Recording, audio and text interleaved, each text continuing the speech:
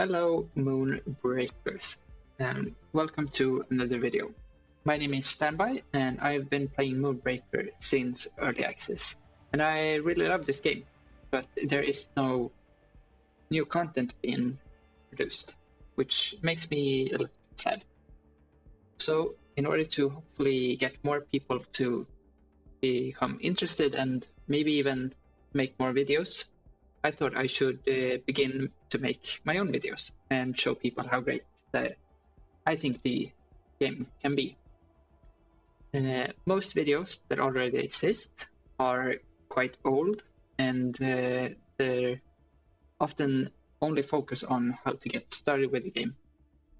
But at least to me, the most difficult part about any kind of hobby is to get over that threshold between a complete novice and then becoming somewhat more of an intermediate player in this case.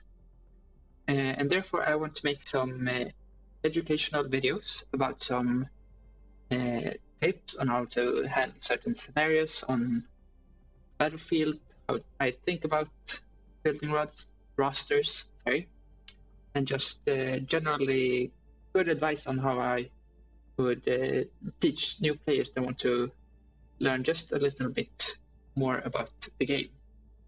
To begin with, I thought we should look at the crew and rank them. And this will be a ranking from 1 to 5, 1 or 2 being you will likely lose if you play with those units, and 5 being the absolute top notch, where you can really play the unit on its own, and if you have the open spots to play any units, you will want to play the units which are ranked 5. And if they are somewhere in between there, they are okay on their own. They serve a function, or it could be that they combo quite well with another unit.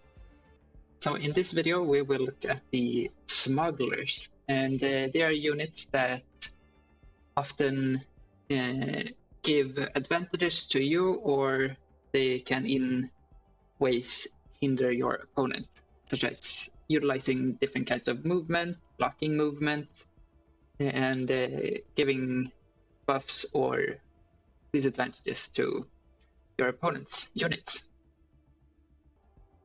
Okay, let's start with Arms Dealer Yuki.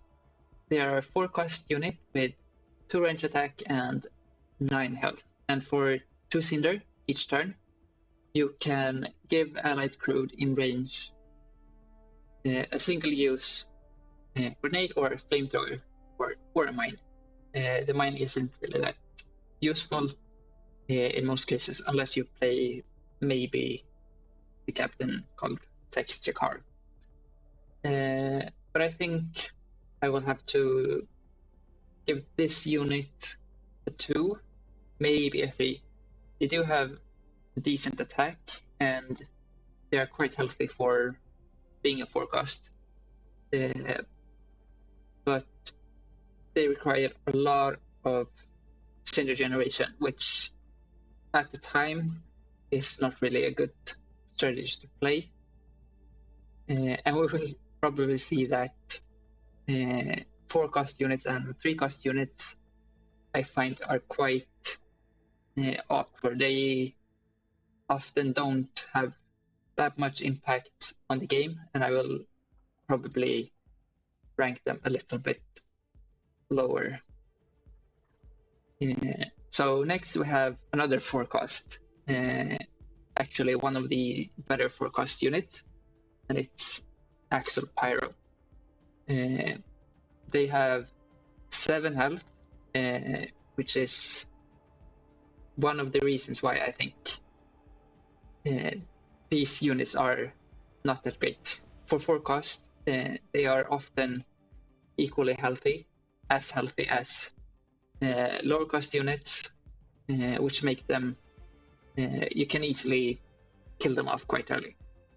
But anyways, Axel Pyro has a 1 cinder cost ability, which is called fire flamer, and this is what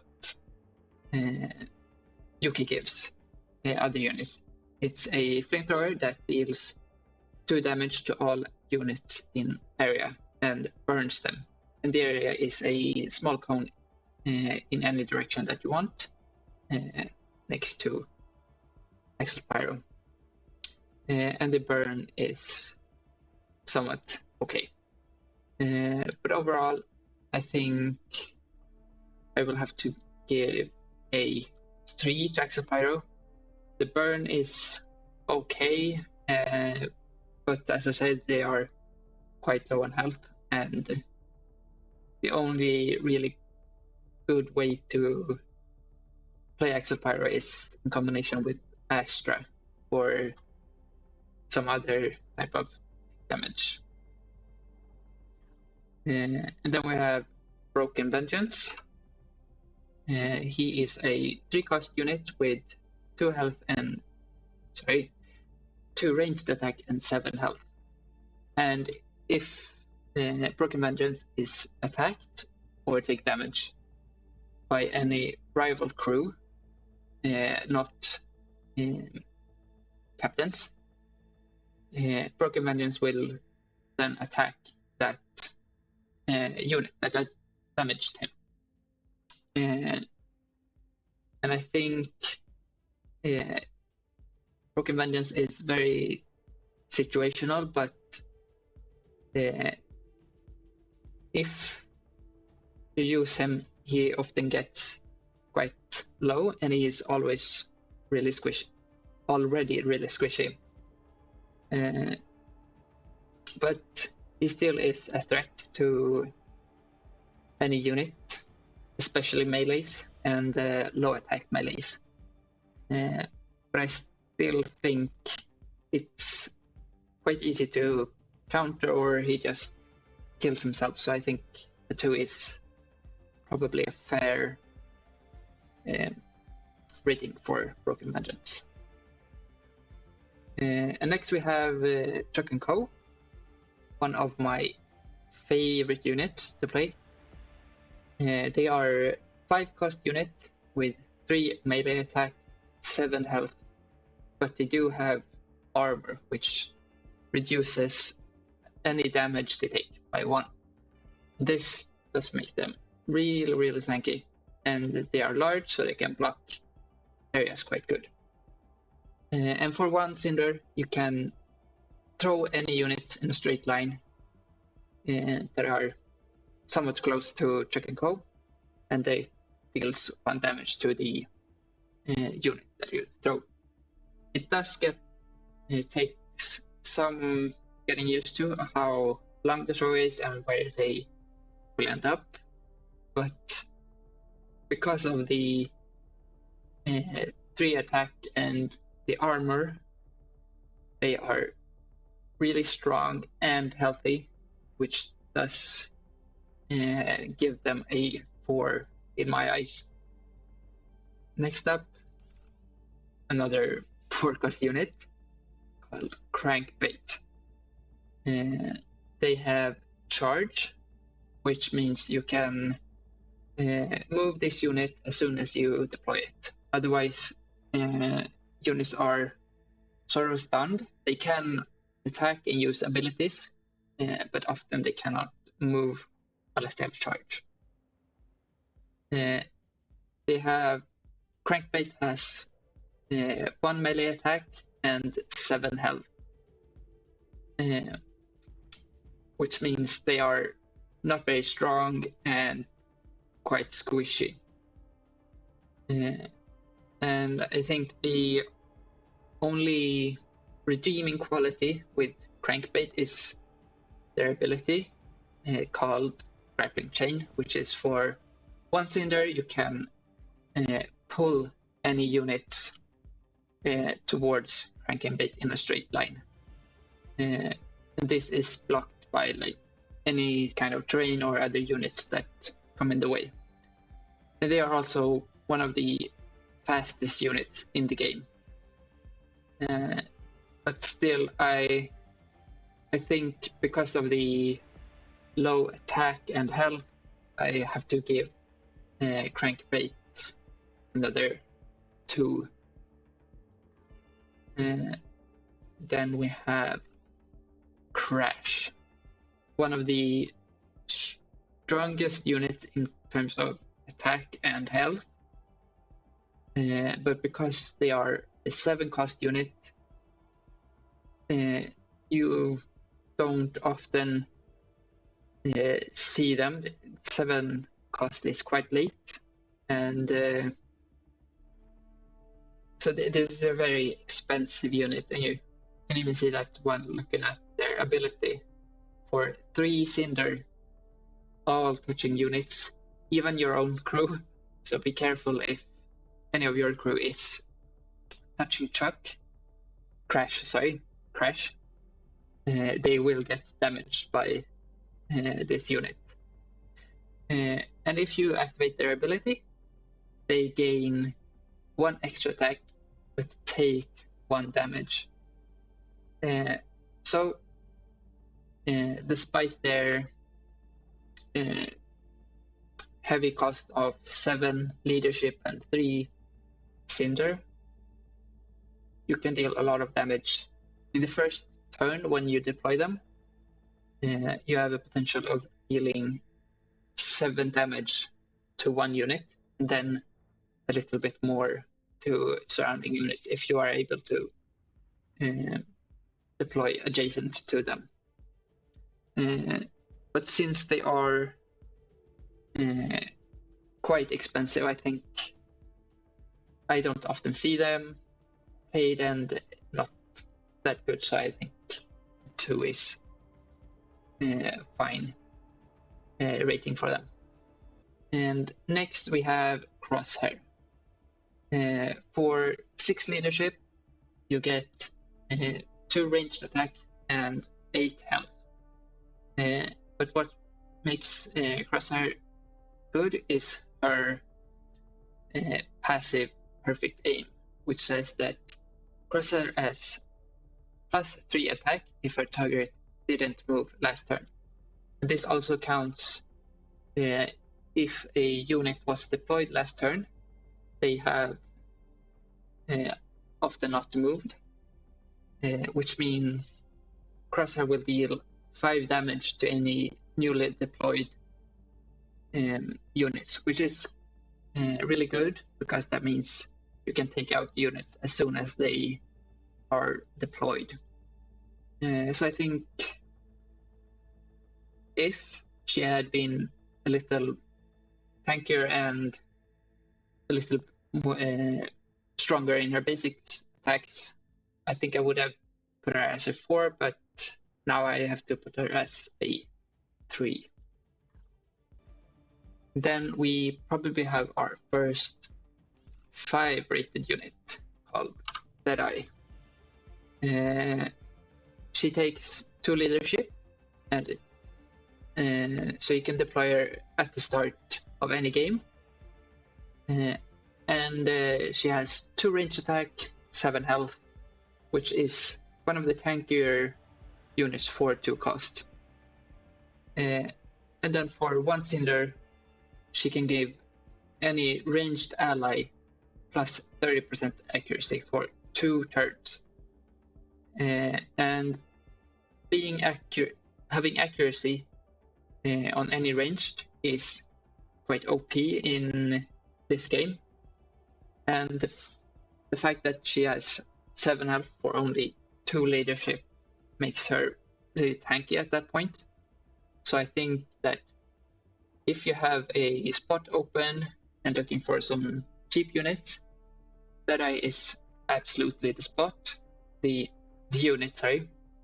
And she is just a really good place to start building any roster with her attack and her buff, which is just awesome. And now we have Dr. Feelbad, which for 7 leadership gives you a unit with 8 health and 2 abilities, which are the same ability, just an increase in cinder cost. So the ability is that for the turn, units in the targeted area, which is a somewhat small circle, take 1 extra damage whenever they take damage. So if you meant to use both of his abilities, 5 cinder, they would take 2 extra damage, which is really good if you need to kill any units right there, or if there are any big units with armor or any other kind of shield on them. But since they are so expensive, with 7 leadership and 5 cinder to really utilize their ability, and then they only have 8 health, I think this is a 2 cost. Sorry, I will give this a 2 on my rating. I don't see them that often, but when I do, they don't really impact the game that much. And then we have another awkward 3 cost unit called Fixer, which for 3 leadership you get 2 ranged attack and 7 health, which is the same as Deadeye, but then they have the 1 cinder cost ability to give target crew infused for 3 turns. And infused, it only gives 1 extra cinder every turn, which might not sound that bad, but then you need to have ways to burn cinder, and you have to wait for the cinder to be generated every turn, which is quite slow, and games in Moonbreaker are quite fast. I often see Fixer use, but then it doesn't have that much of an impact on the game, I think. So I think if you want a cheap unit with 2/7 stats, you could just use Deadeye, which is just a better unit than Fixer, in my opinion. For that reason, Fixer is my first unit that I will have to rate a 1. Maybe you could argue it's a 2, but yeah, I don't like Fixer at all.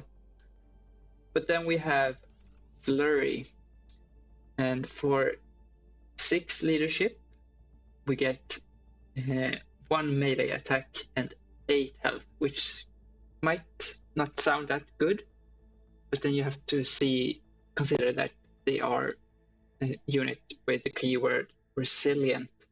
This is a really powerful keyword, which just says that they can't take more than 2 damage from any source.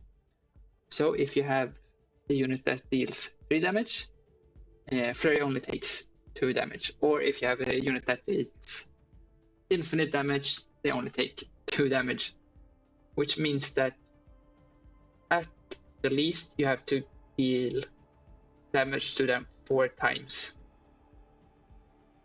And in combination with their ability chop ingredients, this becomes a quite powerful combination. Their ability says that whenever Flurry takes damage, it deals 3 damage to all units in ranged.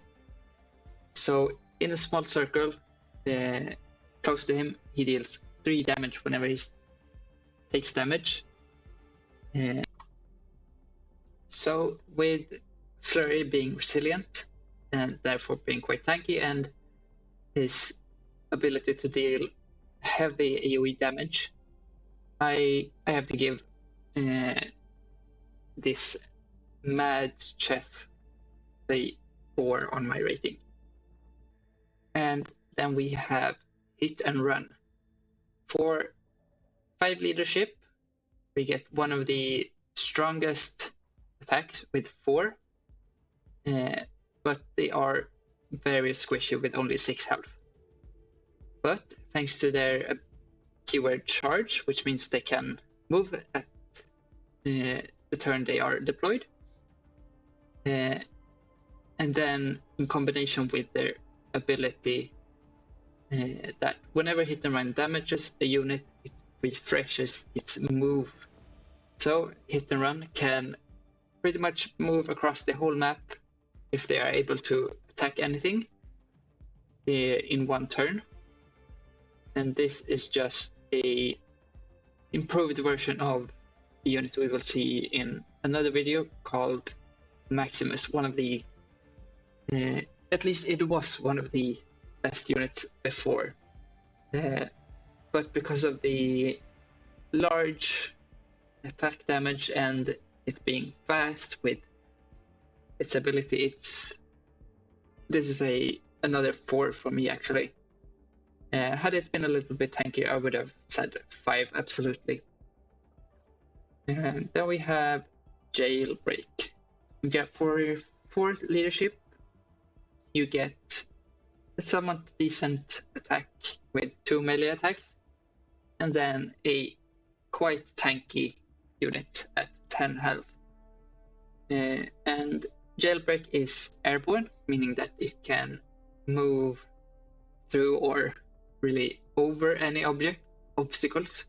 That includes any terrain or units.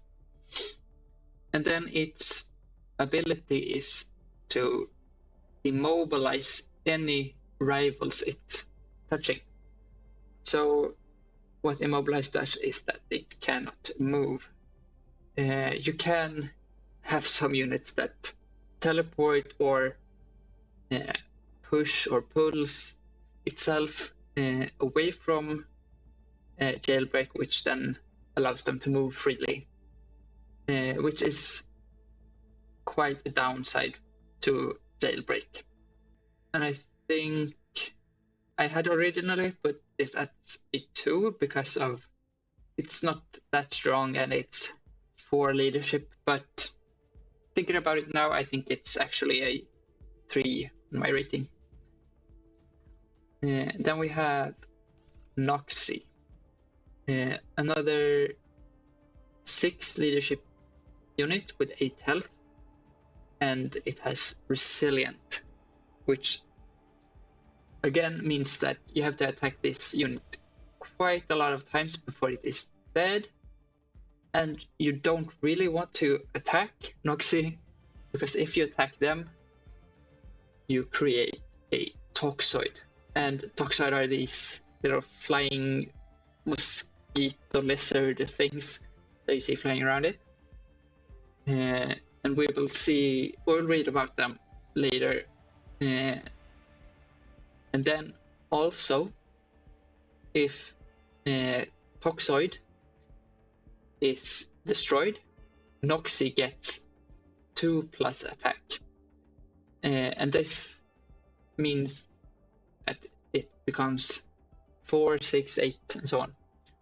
And also, another thing that is quite important to know is that even if you have Noxy on your bridge, meaning that it's not deployed, and a Toxoid is destroyed on the battlefield, Noxy gets the 2+ attack. So when deployed, it is 4 attack already.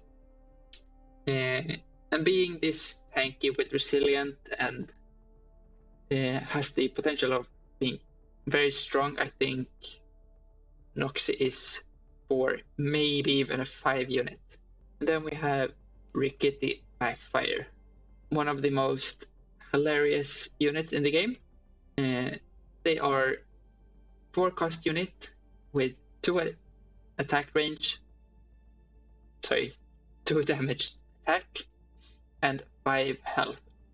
One of the squishiest units in the game, which makes it quite bad.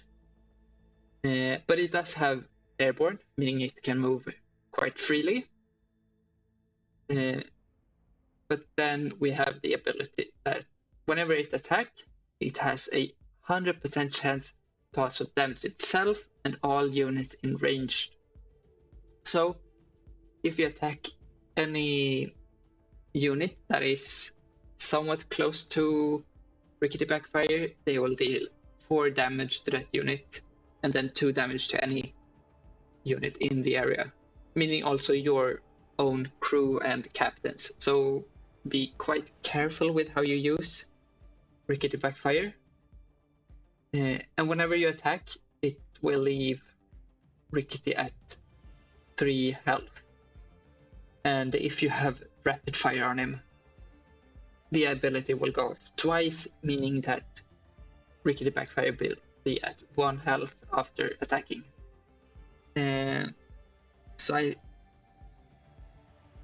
Rickety Backfire was used quite a lot in the early history of the game, but he has been nerfed quite a lot. So I think this has to be 1, maybe a 2, because it is quite a lot of damage. But I have to say 1. It's very difficult to use and not that much impact on the game. But then we have Shrapnel. For 6 leadership, you get 3 range damage and then 6 health with armor. But this isn't really ranged in the same sense that any other unit is, because she has a shotgun. But what that means is that you only attack in a small area, a small cone in front of you, damaging any units in front of her, which deals quite a lot of damage. So because she is very strong and has a good AoE, she is also very tanky with 6 armor health. I'm giving Shrapnel a 4. And next up we have Snarling. For 3 leadership, we get 1 ranged attack and 7 health. So it's has very weak attack and is quite somewhat squishy, I would say. But the thing you are using Snarling for is their ability to, whenever they hit, meaning it only hits, you don't have to deal damage, they demobilize the units for a turn. So if you are player 2, you can very often deploy Snarling and attack some units, which will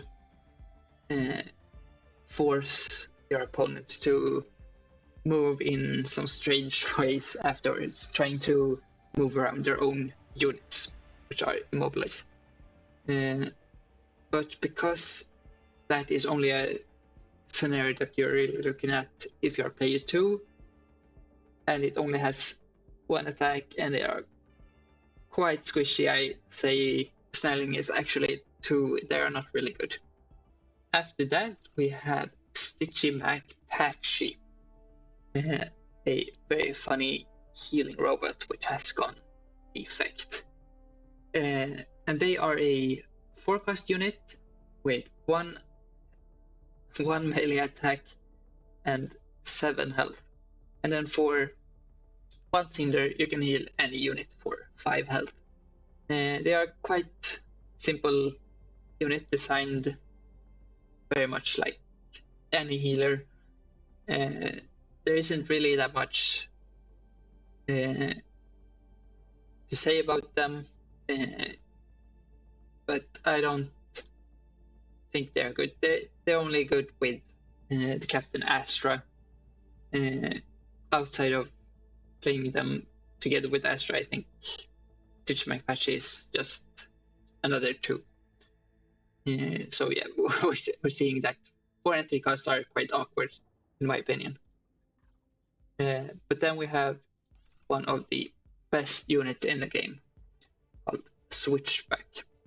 So for 6 leadership, you get 3 ranged attack and 8 health. Not the tankiest, but they do pack quite the punch. And I haven't really talked that much about movement, but 6 movement speed is one of the fastest units in the game.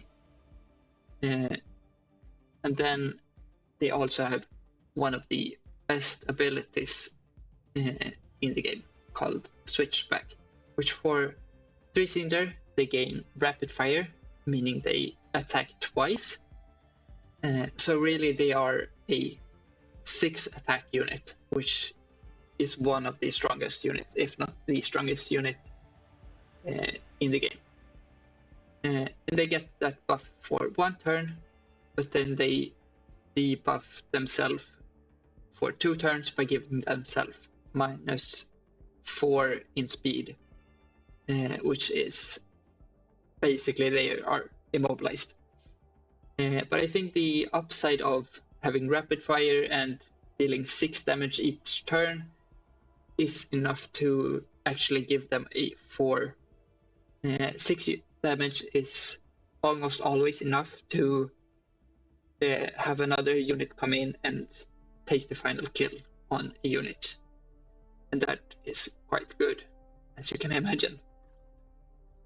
And here we have the Toxoid, which we saw a little bit about when we talked about Noxy.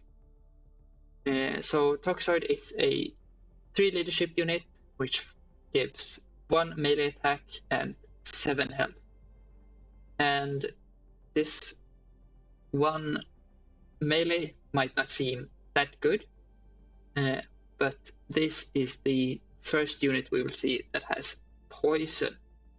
And what poison does is that at the end of the turn, you set the health of any crew attacked and damaged by Toxoid to 1.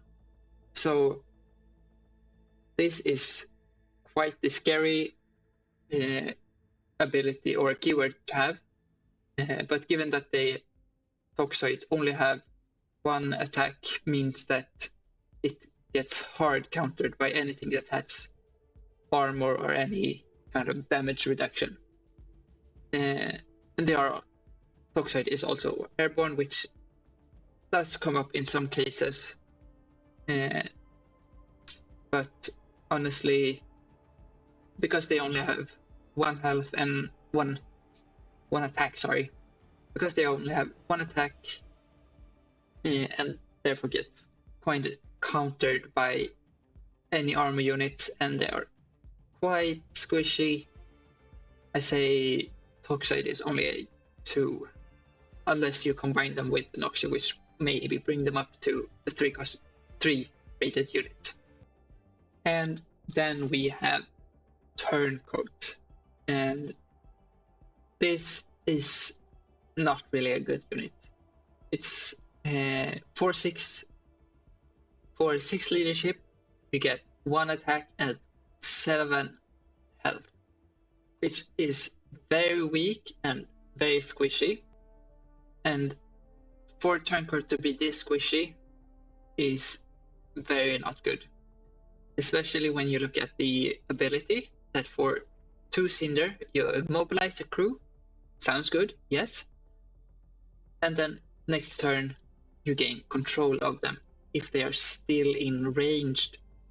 And this still in range is what makes Turncoat quite bad, because if the opponent has any kind of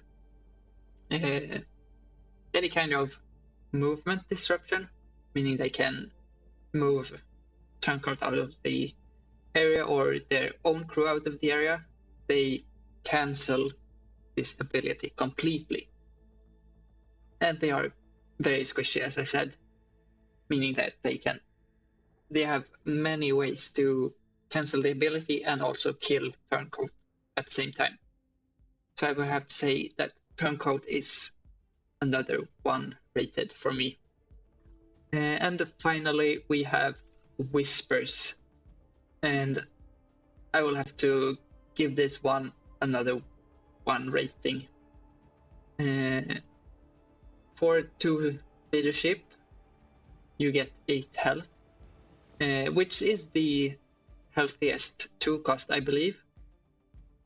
But they have no attack, and the only ability they have is that for 1 Cinder you push units in ranged, quite far and quite large area, but that is not that good, because the only thing they do is the crew that are pushed gain powerless, which means their abilities are cancelled for only one turn.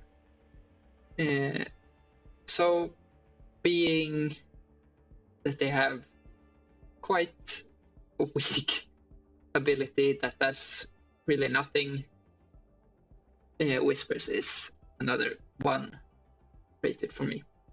So you will see that we have one more unit or captain left for the Smugglers, but we will talk about the captains a little bit in another video, so I won't be talking about Saxio card right now. But yeah, anyway, these were the Smugglers, and honestly, the Smugglers are quite good. They are really good at disrupting your opponent's plans and setting up for your own units to succeed and get into position where they are needed. So that was today's video, and hopefully you found some of it interesting or useful and found some units that you want to try on your rosters. Make sure to like and subscribe and comment if you have some thoughts or if there is anything else related to tactics or strategy in the game that you want to learn about. And then check out the Moonbreaker Discord channel if you want to talk about anything with other players or found matches versus me or others. I know at least I'm looking for games there quite often. So I will see you in the next video. Bye. Have a great day.